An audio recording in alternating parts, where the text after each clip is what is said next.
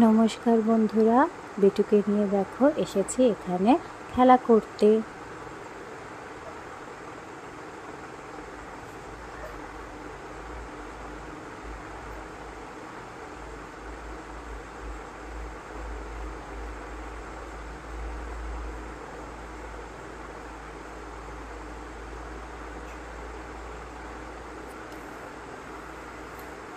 দেখো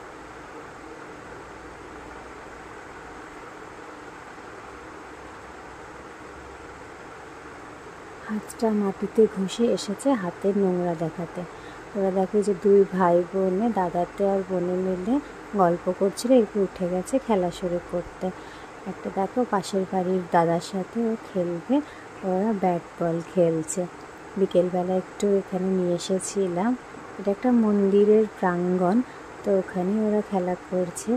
বিকেলবেলাটা ছোটদের সাথে খেলতে খুবই ভালো লাগে, আমিও খুব এনজয় করছিলাম, নিজের ছোটোবেলাটা মনে করছিলাম যে ছোটোবেলাতে বিকেল হলেই আমাদের সবার বেরোনো চাই।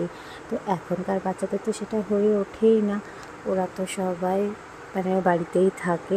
তো আমি বাপের বাড়ি এসেছিলাম, তাই এখানে সব বাচ্চাদের সাথে খেলার জন্য বেটুকে নিয়ে এসেছিলাম।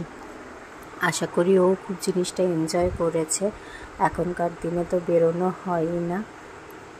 তো দেখো মাস্তিতেও সুন্দর খেলছে, আর বলটা পড়ে গেলে বাকিরাও কি সুন্দর দৌড়ে ওর হেল্প করছে বলটাকে নিয়ে আসার জন্য।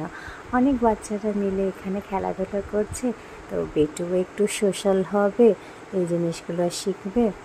তো দেখো খেলছে ওরা নিজেদের মতো করে, আর বেটু ওখানে বসে দেখছে আর একবার করে এই যে হামাগুড়ি দিয়ে আসছে। ও যত বড় হচ্ছে ওর ছোট হওয়ার শখ হচ্ছে যেন।